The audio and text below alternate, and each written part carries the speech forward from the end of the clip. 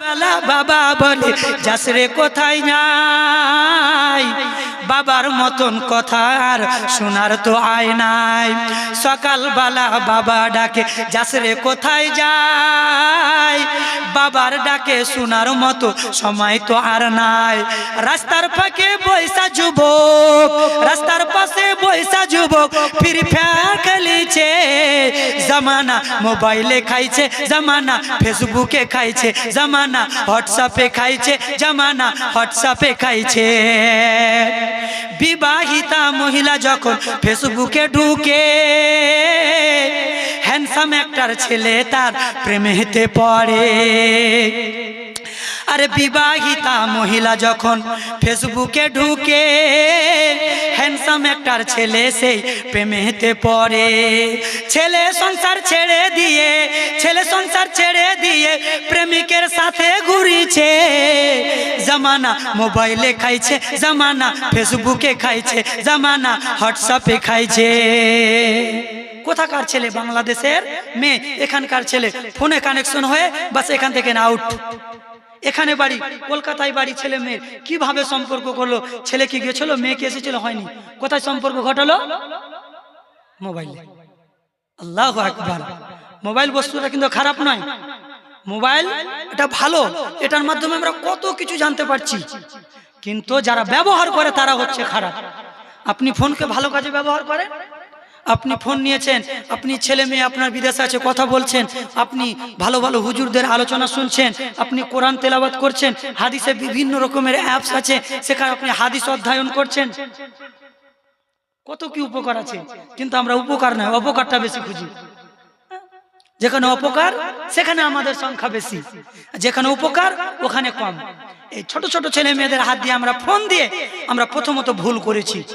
তাদেরকে ফোন আপনাকে দিতে নিষেধ করে আপনার ছেলেকে আপনি ফোন কিনে দিন, তবে দেখেন যে ওই ফোনটা যেন তার জাহান্নাম যাওয়ার জারিয়া না হয়ে যায়। ওই ফোনটার জন্য যেন ওই ছেলের সাথে যেন আপনাকে না নিয়ে যায় জাহান্নামে। ওই ফোনটার জন্য আপনার সাথে আপনার স্ত্রীকে যেন না বেঁধে নিয়ে যায়। কারণ আপনার অধীনস্থ আপনার ছেলে মেয়ে থাকে, সে যদি পাপ কাজ করে তো কে যাবে সাথে? মা বাবাকে জাহান্নামে যেতে হবে, বাবাকে জাহান্নামে যেতে হবে। রাসূলুল্লাহ সাল্লাল্লাহু আলাইহি ওয়াসাল্লাম বলেছেন। সম্মানিত মুসলিম সমাজ, ওই জন্য ছেলে মেয়েদেরকে প্রথমত মোবাইল থেকে দূরে রাখার আমরা চেষ্টা করব, তবে পারা যায় না। অনেক গার্জেনের গল্প, মাওলানা ছেলেটাকে পারছি না মোবাইল থেকে, ছোট ছেলেটাকে যদি ফোন না দিচ্ছি তো ভাত খায় না। আপনাদের কি কথা? আমি নিজের মেয়ের কথা বলছি। আমার মেয়েটার বয়স 5+6 বছরে পড়েছে। ভাত খেতে গেলে যদি ফোন না দিই তো খাই না। কত বুঝিয়ে সুঝিয়ে মা বলে, কলিজা বলে, সোনা পাখি বলে খাওয়াচ্ছি। এই তো হচ্ছে আমাদের অবস্থা। সম্মানিত মুসলিম সমাজ, আমাদেরকে সচেতন থাকতে হবে, আমাদেরকে এগুলা থেকে বাঁচিয়ে রাখতে হবে। কারণ ঈমানকে ধ্বংস করার একটা বড় হাতিয়ার হচ্ছে এই আপনার অ্যান্ড্রয়েড ফোন।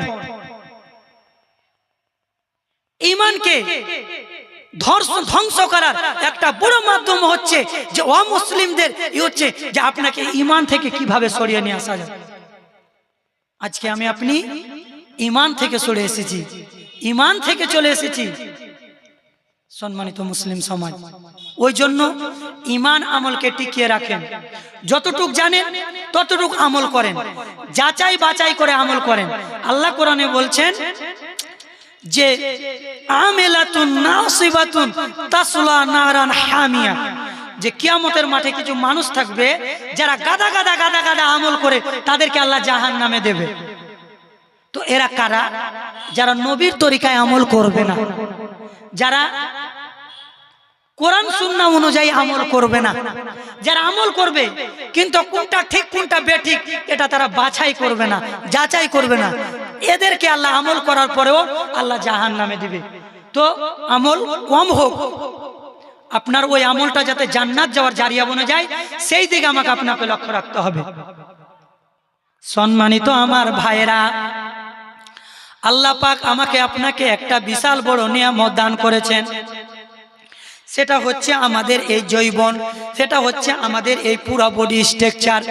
এটাকে আমাকে আপনাকে হাত ভালো কাজ লাগাতে হবে।